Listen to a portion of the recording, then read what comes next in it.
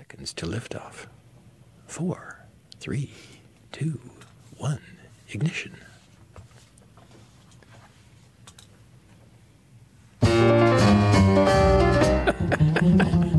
The switch didn't work. It was stuck.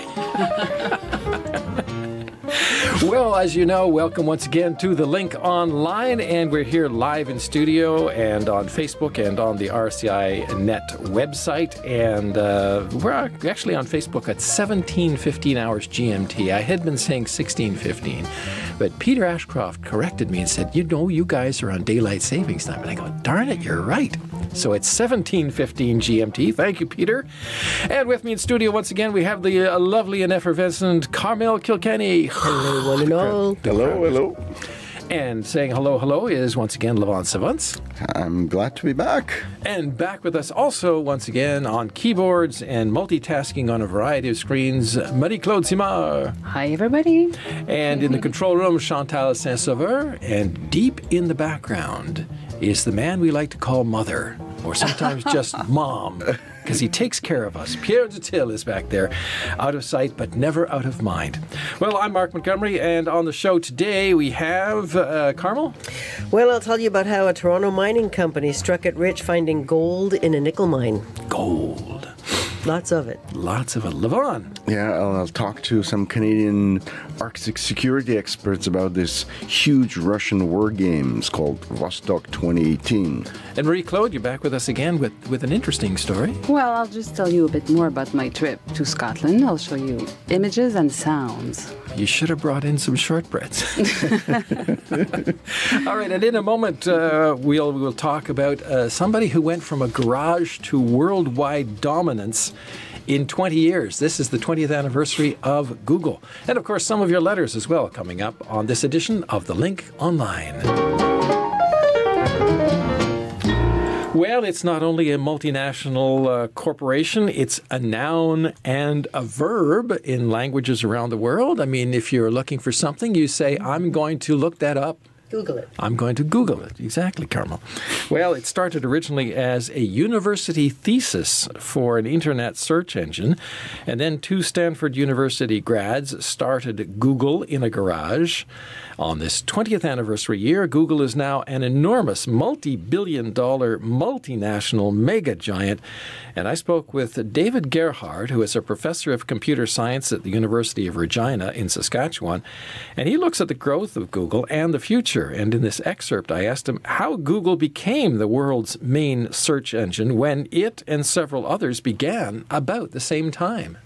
Google completely eclipsed the quality and speed, but in addition to that, Google as a company, as it grew, also encouraged their employees to do other things besides just working on search. So they had this sort of 20% time where an employee would be able to do work on their own interesting project. And this is where Gmail come from, and this is where Google Maps came from, and this is where the Google Photos and lots of other projects. So to the big thing that Google did to diversify not just away from search but into lots of other products that were associated with this idea of a free online internet service that anybody could use, but that was really useful to people's lives, right? The concept of having maps available at all times in all places was unbelievable until Google just sort of did it. And then they were able to leverage their position in search to also become dominant in maps and all of these other things that they were starting to dig into. Were they buying out competitors at the same time? They weren't buying out competitors, but they were buying up companies and organizations that were doing work in areas that they wanted to be in. So, for example, recently they bought a company called Boston Dynamics, which is a robotics company. Now, you don't think a search engine doing robotics, but Google, of course, is spreading out into all of these new industries.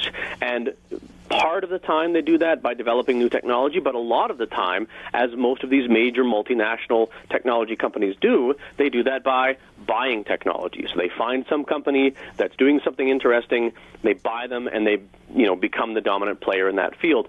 Classic example of that for Google is when they bought Android, and they became the dominant player in the mobile operating system marketplace. And now most of the cell phones around the world are powered by Android, which is owned and run by Google. Well, Google, of course, is also into artificial intelligence, and as you say, they bought Boston Dynamics, which is a company.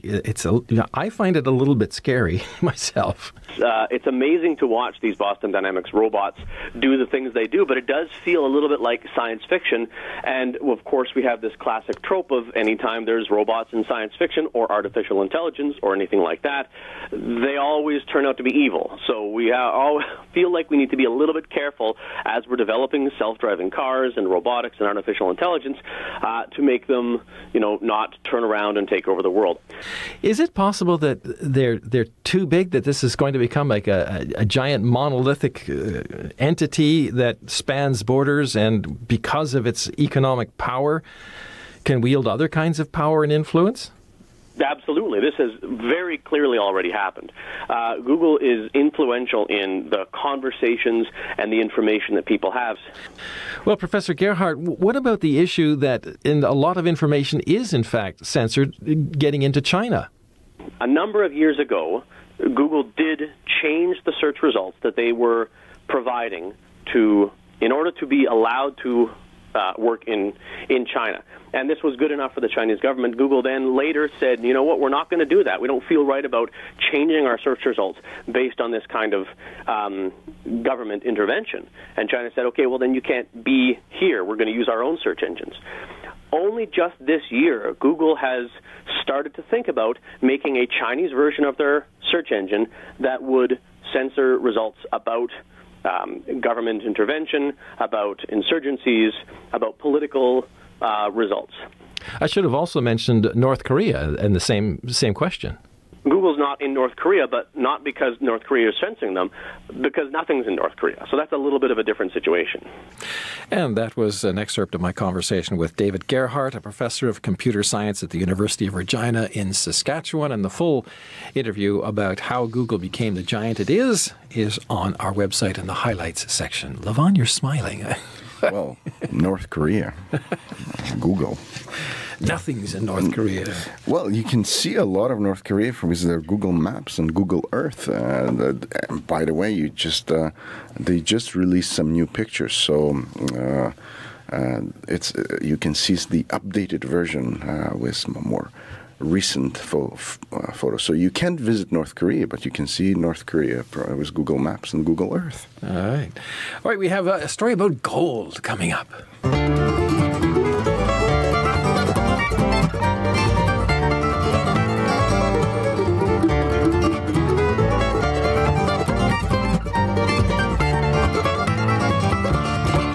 Whenever I hear the word gold and some big discovery, I keep thinking of that old movie Paint Your Wagon, Lee Marvin. I don't think I saw that, but I know what you're talking about. Gold, because they start, there's the thing, gold, and then the whole chorus, gold. Anyway, so we have this Canadian... Well, this is that kind of discovery. Well, apparently, yeah, because this Canadian company, RNC, Royal Nickel Corporation, based in Toronto, found this big batch of gold. What's the story here? Well, RNC had actually been trying to sell this mine in Australia when its workers made what company CEO Mark Selby described as one of the world's most outstanding gold discoveries. A big rock they extracted became two chunks, including a 95-kilogram one that contains 2,440 ounces. That's with a value of about $3.8 million, sorry. And a second chunk, a 63-kilogram rock holding about 1,620 ounces. Here's Mark Selby telling some of the story.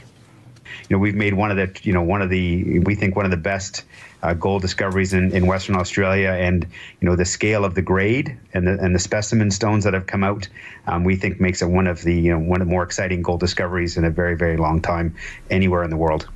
To give people context, out of about your living room, we pulled out $15 million worth of gold, or about 9,000 ounces. The typical gold mine today is mining gold rock that contains about 1 part per million, or 1 gram per ton gold. And so a typical mine would have to mine 300,000 tons to get the same amount of gold that we just pulled out this week. The history of the mine is that it's a nickel mine.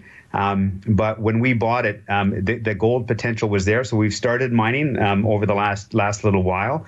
And historically, up against the nickel deposits at the top of the mine, they would pull out a few hundred ounces of these high-grade specimen stones in the 70s and 80s, and we pulled them out the first few times we started mining nickel when we picked up the mine in 2016. But what's really exciting is we've identified these new structures, which concentrates the gold just like it does up at the nickel contact. And we pulled out about 1,500 ounces from one area at the end of June, and 2 months later pull out 9,000 ounces. So our team at the site has done a great job of figuring out how the gold zone interacts with this particular type of sediment, and has done a good job of zeroing in on it. So, and we have kilometers of strike length of potential to find more of these jewelry boxes. Yeah, so we have two paths. So, obviously rocks that valuable, we make sure to get them off site as quickly as possible. The grade of the grade content of the gold, on average of what we pulled out was over, 80, shipped off was about 80% gold.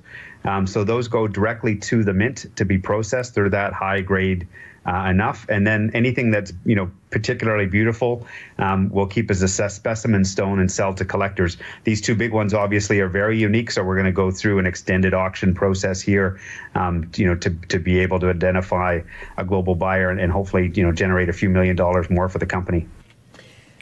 Well, needless to say, the company doubled in value overnight, and that was Mark Selby, once again, President and CEO of RNC Minerals of Toronto, talking about the future plans for the enormous gold find. And I got to say, those numbers, I can't even relate necessarily. I just know it's a lot. It's big. It's amazing. I can't help but think about the people who sold the mine in 2016, and the ones who were trying to buy it since March.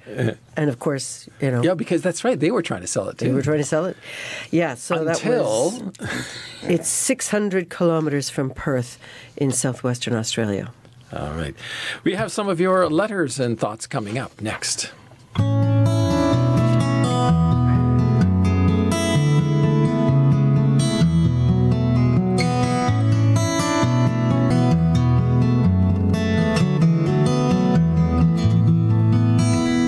Well, we're still getting comments to the stories about valsartan, and again, the heart blood pressure drug, and again, we're not going to go into them because they're all mostly the same sort of thing. Once again, if you have been taking valsartan at all, contact your doctor or a pharmacist for more information about what you should be doing about that. Now, starting us off this time around, Carmel did a short profile of Jonathan David, an up-and-coming football star.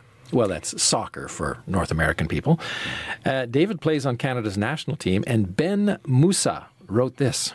Former OISC youth and men's player Jonathan David spent the last 7 years training under OISC coach Hani El Maghrabi. During that period, Jonathan committed to a heavy schedule, training almost daily to achieve his goals, and doing so with a great attitude and a sharp focus. It's great to see that paying off, isn't it? I guess that's somebody who knows personally, I guess. Yeah, and he's now playing in Belgium. And do we know what OI Ontario? Ontario, I don't know. Soccer? I guess Soccer Canada. I would say OI, Soccer Canada. Okay. Anyway, all right. Well, Canada has put out a new series of stamps this week to honor first responders like paramedics, search and rescue, police, firefighters, and Canadian military. And on our story, we pictured a couple of the stamps and their first day covers. And David commented, "That first day cover is beautiful." All right, short but to the point. On a story about Canadians skating on financial thin ice, and that means that Canadians are carrying a heavy debt load with some uncertainty about their ability to pay those loans off. Michael Curry wrote this. It should be noted that these personal debt numbers only include auto loans and not leases. Owing $22,000 or $22,000 with a new car in the driveway isn't such a bad thing, but most of this debt has no asset attached to it that can be sold. In other words, I guess when you lease a car, you don't own it, so you can't sell it and get some of the value back on it. You just keep paying for it. You just keep paying, like a lot of things. On a story about the U.S. ambassador going to Newfoundland to commemorate the help that people there gave to thousands of stranded Americans during the 9/11 tragedy, Peter Ashcroft wrote, Gander was a key airport when shorter-range passenger aircraft started regular transatlantic crossings from Europe just after the Second World War. And it should be noted, actually, that during the war, Gander was a critical stop. Gander, Newfoundland was a critical stop with a huge military base and facilities to service Canadian-made and American-made airplanes being ferried over to England to help in the war effort. We should say a lot of those pilots ferrying those planes were actually women, too. Well, the first transatlantic flights, they had to stop in Gander, didn't they, to refuel? That's what Peter was saying. After the war, they still had to stop there because the planes didn't have the fuel range to go from. So last stop, Gander. Yeah. And in the early 90s, Gander was a place where a lot of people, refugee claimants, came through on those transatlantic flights. People would just walk off and ask for political asylum in Canada. So I know a few of my friends came to Canada that way. Oh, that's interesting. Well, we sort of have a story related to this story about airplanes in Gander. And a few years ago, we had a story about Lancaster bomber KB-882, which had been sitting outside the Edmundston Airport in New Brunswick. And it was slowly deteriorating as it was exposed to the elements over the year. It was finally acquired by the National Air Museum at the Canadian Forces Base in Trenton, Ontario. Trevor Harris wrote this week. Oh, I hope KB-882 is rescued before it collapses. Another winter outside, not good. After serving in World War II in Europe and to have survived that until today, it definitely deserves saving. And it's your history. You should be proud. Well, no fear, because the plane arrived in Trenton last October and is undergoing a restoration now, and it will be unveiled on the RCAF, the Royal Canadian Air Force, 100th birthday in 2024, although sadly not to airworthy condition. And on a history column about October 30th, 1903, to settle the Alaska boundary dispute, Richard Becker wrote this. Canadians do lament that we have now a very small maritime west coast, with only about half of BC, British Columbia, having direct access to the water. But Canada won on getting all of Vancouver Island, some of which falls below the 49th parallel. As my friends in the Canadian and U.S. military note, America's massive military presence in Alaska and Washington State are a comfort for Canadians who are not amassed a large defensive military as the U.S. It also seems more people live in Alaska, and it is more economically developed than Yukon or the Northwest Territories. So I suspect the Americans have probably done a better job with it than Canada would have. I suppose that's open for discussion. I didn't know that there's more people in Alaska than Yukon and the Northwest Territories. Oh, probably in hard numbers. I don't know what they are, but probably yes. And they're probably less dispersed because Canada, the Yukon, and the Northwest Territories are so incredibly huge. Yukon is connected to Alaska with the highway, so it actually helps Yukon a lot economically because Yukon is one of the Northern Territories where prices are not as high as in the Northwest Territories or in Nunavut because of that highway. Yeah, I went over that highway. Yes. And we all did. Yeah. Wasn't that something? Whoa, boy, that was a bit of a scary drive in the middle of February. And went snowshoeing. Above the tree line, no more trees. And then back down into Alaska, into Skagway. That was quite something. Yes. With lots of trees. And a beer. I still have the mug, I think. I kept that. All right. Coming up, speaking of things military and how the American military is bigger than ours, which it certainly is, we'll have more on that coming up.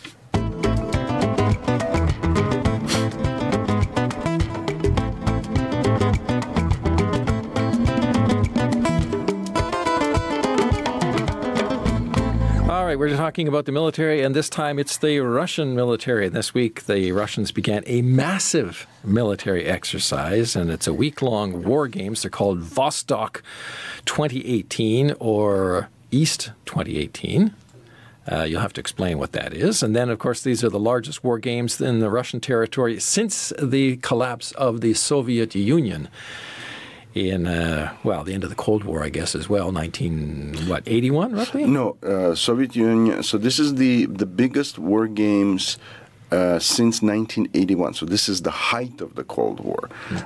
So even long before the collapse of the Soviet Union didn't carry this kind of massive war games. Money, eh? Yes. These are money. expensive. Very, very expensive. It's kind of an oxymoron, isn't it? War games. I guess it's war practice. Is that what we're talking about? Well, yeah, that's what they practice. And Exercise is what they often say. yes, and for Russia, I mean, this is a massive. You say massive, and just to kind of situate for you, these war games are taking place in Russia's what's called Central and Eastern Military Districts that cover a territory of 14 million square kilometers. That's larger than all of Canada. So this is from the Ural Mountains to the far east, from the border with China and Mongolia in the south to all the way to the Russian Arctic. And troop-wise, this is also a big number. 300,000 Russian troops, over 30,000 tanks, over 1,000 aircraft, dozens of warships from the Russian Northern Pacific Fleet. Pshaw. Canada has, 35 flying fighter jets at any one time? Now, the interesting thing about this, that's interesting. Another interesting thing is Chinese are participating. Yes, there's over 3,000 Chinese soldiers who are taking part in these war games. And the interesting part is, Vostok, of course, in Russian means east. Initially, these war games were designed to kind of deter the Chinese, to show them that the Soviet Union was capable of, carrying out massive conventional war in its sparsely populated Siberia to protect it against Chinese encroachment. This is, of course, came after the late 60s when Soviet Union and China fought a really brief kind of border conflict. It's now been settled. Russia and China have deepened their relations, and this is kind of showing, the two countries are showing to the West and to the Americans in particular that if they're pushed too far, they'll kind of join forces. Mm-hmm. And it's very interesting that both countries have their own rationale for doing this. Now, this was a focus on the Arctic exercise, your story particularly. Yes, my story focused on a little part of this massive exercise, which took place in the Arctic, but it was a very notable part because for the first time in history, the Russians carried out what's called an amphibious landing assault. Canadians would know it's something like, storming the Juno Beach or Normandy, in Chukotka, which is in northeastern Russia. This is the Inuit region of Russia. And one of the ways it's significant is that this is about over 7,000 kilometers east of where the Northern Fleet is usually based. And one of the reasons they were able to do this is, of course, climate change. Now, the Russian military is able to send its Northern Fleet all along the what's called the Northern Sea Route. We have the Northwest Passage, and the Russians have the Northern Sea Route. So they can now do that and, send troops and warships there. And so to kind of situate and figure out why was this also significant, I spoke to a couple of Canadian experts and a Norwegian expert. And one of the experts I talked to, Adam Lajeunesse, explained it this way.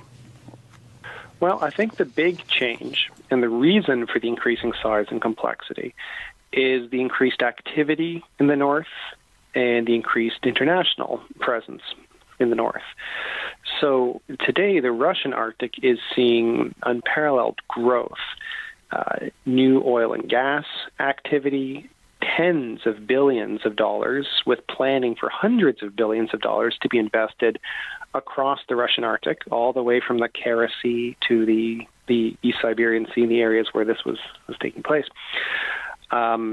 Shipping is coming into the Russian Arctic. We saw a Chinese cargo ship, container ship, move through just last week, which is the first ever ship of international cargo ship, container ship rather, to go through. And so the Russians are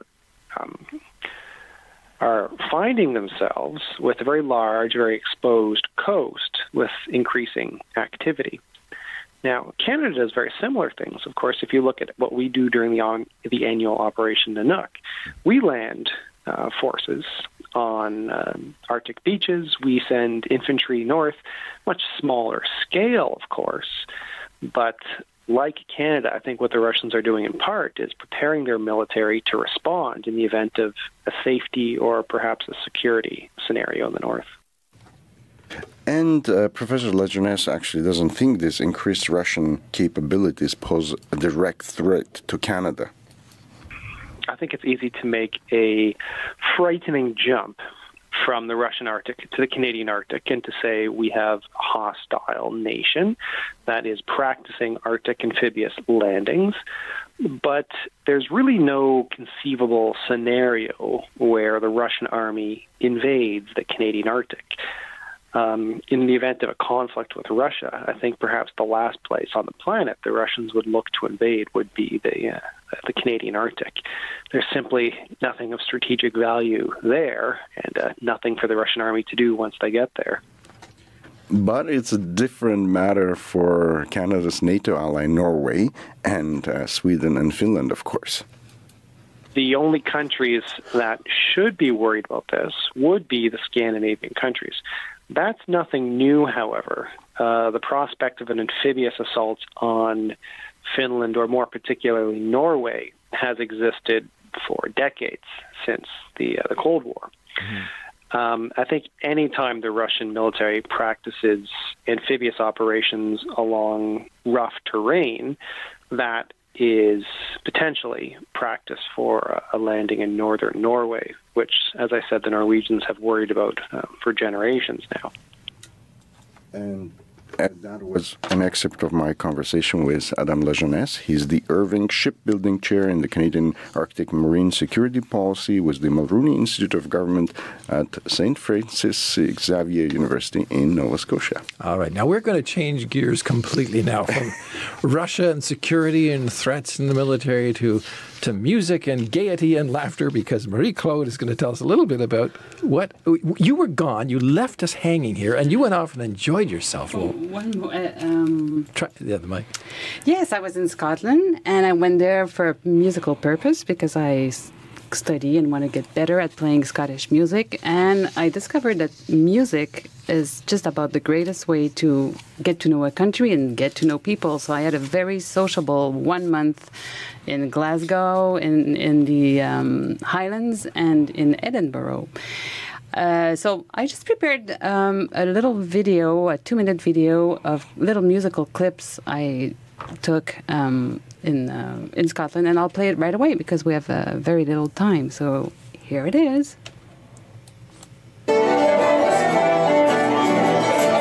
Now, what's going on here? Tell us what's It's in a bar on the Isle of Skye. Crossley. They used to make cars. I also did some cooking. This is in Glasgow. Okay. Say hi, everyone. Hi. Ah, there we go. This is on the Isle of Skye.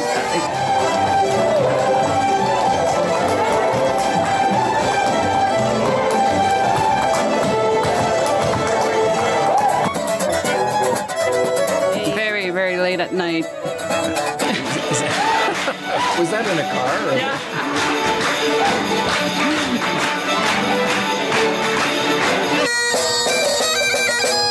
In Portree. Wow. He's good.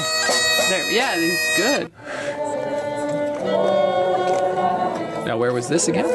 Still on this one is still on the Isle of Skye because this is where my stage was, my musical stage for a week. So how did you find the culture there compared? Was there any kind of culture shock at all? This is me playing with a Scottish muley singing in Gaelic.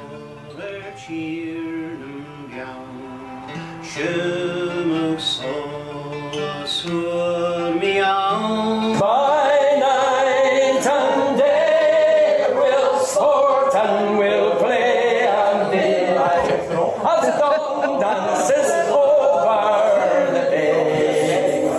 Sleep goes the rest of the morning away, and we'll follow the herons home. Well, it just makes you want to be there, right? What joy. Wait. All right, here we go. Yes, that was super fun, and there was tons of clip I didn't include. So. And were those the very, very long days?